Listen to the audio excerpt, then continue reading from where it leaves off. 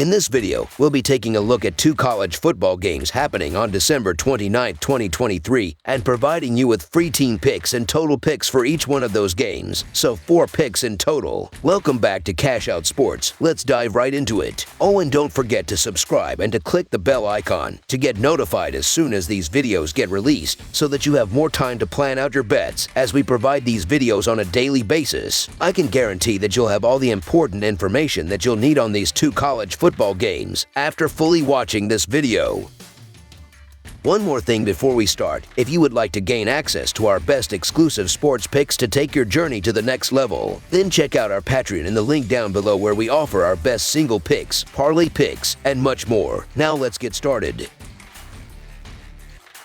Clemson versus Kentucky. The highly anticipated Tax Slayer Gator Bowl is set to commence early on Friday, featuring an intriguing clash between the number 22 ranked Clemson Tigers and the formidable Kentucky Wildcats. For Clemson, this year marked a downturn as they concluded the season in 6th place within the Atlantic Coast Conference. The Tigers wrapped up their campaign with a commendable 16-7 victory in South Carolina, covering the spread as 7.5-point favorites. On the other hand, Kentucky secured the 4th spot in the Southeastern Conference East and capped off the season with an impressive road triumph over number 10 ranked Louisville, emerging victorious with a scoreline of 38-31 as 7.5-point road underdogs. Notably, these teams haven't crossed paths since 2009, when Clemson emerged triumphant in the Music City Bowl. As for the Clemson Tigers, their 8-4 record this season positioned them in a tie for the 6th spot in the Atlantic Coast Conference standings. Despite setbacks against Duke, Florida State, Miami, and NC State, the Tigers concluded the season on a positive note, clinching victories in their last 4 games. Notably, the offensive performance improved towards the end of the season, with the team scoring 31 or more points in 3 of their last 4 outings. Cade Klubnik showcased his prowess by throwing for 2,580 yards, 19 touchdowns, and 8 interceptions, while Phil Maffa contributed 894 rushing yards and 9 touchdowns. Tyler Brown added to the offensive firepower with 51 receptions for 519 yards and 4 touchdowns. Defensively, the Tigers allowed an average of 20 points per game. On the flip side, the Kentucky Wildcats concluded the season with a 7-5 record, securing a tie for the 4th spot in the Southeastern Conference East standings. Despite a promising start with 5 consecutive wins, the Wildcats faced challenges, losing 5 of their next 6 games before finishing with a victory over Louisville. Notable Southeastern Conference victories against Mississippi State, Florida, and Vanderbilt were balanced by losses to Georgia, Missouri, Tennessee, Alabama, and South Carolina. The Kentucky offense averaged 29 points per game, with Devin Leary accumulating 2,440 passing yards, 23 touchdowns, and 10 interceptions. Running back Ray Davis stood out with 1,066 rushing yards and 13 touchdowns, while Dane Key contributed 38 receptions for 553 yards and 5 touchdowns. Defensively, the Wildcats allowed an average of 25 points per game. Despite declaring for the NFL Draft, Kentucky star running back Ray Davis is expected to play in the Gator Bowl, providing a significant boost to the Wildcats in this matchup.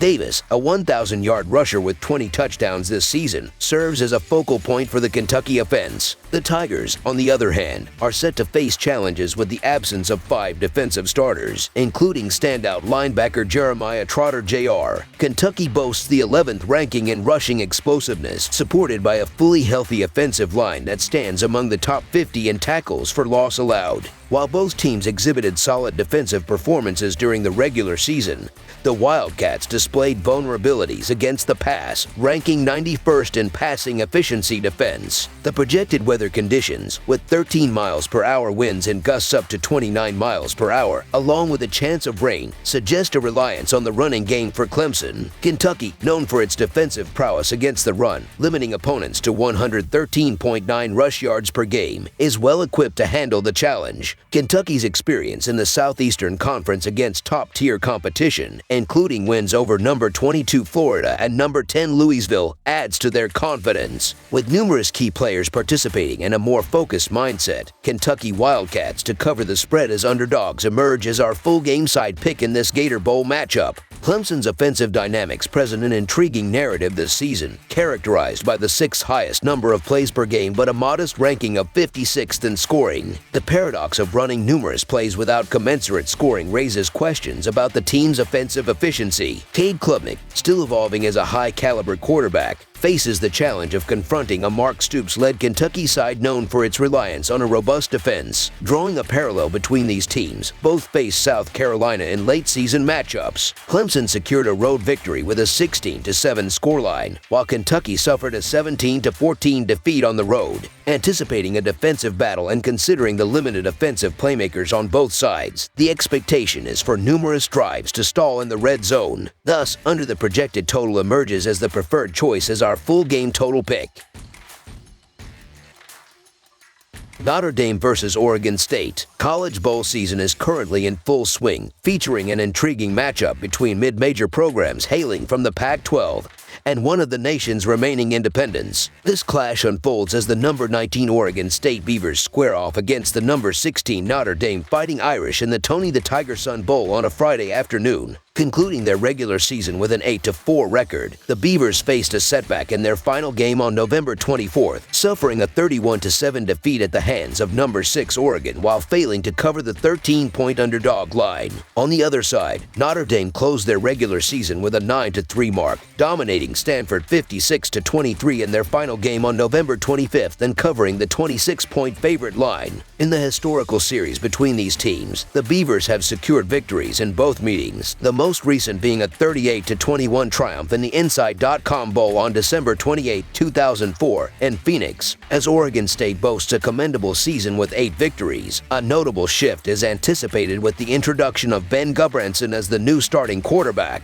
Despite limited playing time this season, Gudbranson, confident and prepared, is set to make his first start in over a year. The Beavers have averaged 34 points during the season, while their defense concedes an average of 21.5 points per game. The upcoming game places added importance on the defense to alleviate pressure on Gudbranson, especially with key player absences. Oregon State secured an 8-4 record in the Pac-12 standings. Notre Dame, standing at 9-3 overall, aims to conclude the season on a high note with a victory in this matchup. In their recent game against Wake Forest, Notre Dame's offense displayed prowess with a 45-point score, supported by a defense allowing only 7 points. The defensive performance is crucial, emphasizing the need for turnovers. Notre Dame's season averages include 39 points scored and 17 points conceded per game. Steve Angeli will make his first career start at quarterback, requiring a standout performance. Notable player absences add complexity to the matchup, with Oregon State missing key players such as DJ Uiagalelei, Adian Chiles, Jack Velling, Anthony Good, several offensive linemen, a leading tackler, starting defensive backs, and their place kicker. Notre Dame faces its own challenges without Sam Hartman, Audric Estem, 4 starting offensive linemen, 5 top pass catchers, and standout cover corner Cam Hart. Both teams experience coaching changes as well, with Oregon State's head coach Jonathan Smith moving to Michigan State and Notre Dame's offensive coordinator Gerard Parker taking the head coach role at Troy. Despite missing pieces, Notre Dame's defensive stars, including Jack Kaiser, Howard Cross, Xavier Watts, J.D. Bertrand, and Javonte Jean-Baptiste, are expected to play. The teams, having met twice before, with Oregon State securing victories in both instances, face unique challenges. The Beavers, having encountered highly ranked opponents throughout the season, might have an advantage in terms of available personnel. Considering the turnover and the team's readiness based on their schedule, the Oregon State Beavers to cover the spread as underdogs is our full game side pick in this matchup.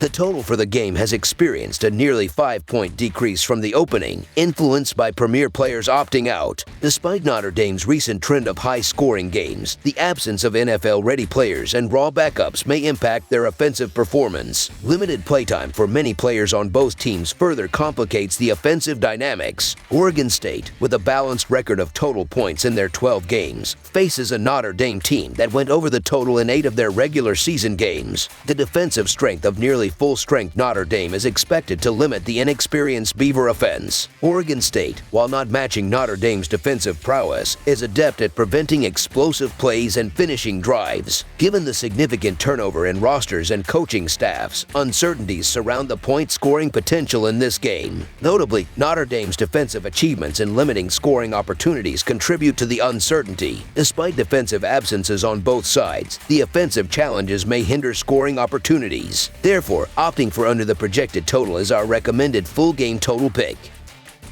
That's all for now, so if you have any other games you would like reviewed, then leave a comment down below with the game you would like analyzed. Subscribe to our channel, leave a like on this video, and we'll get to it as soon as we possibly can. We would also love to hear your opinion on the picks presented to you in this video, whether you agree or disagree with them, so leave a comment down below and do let us know.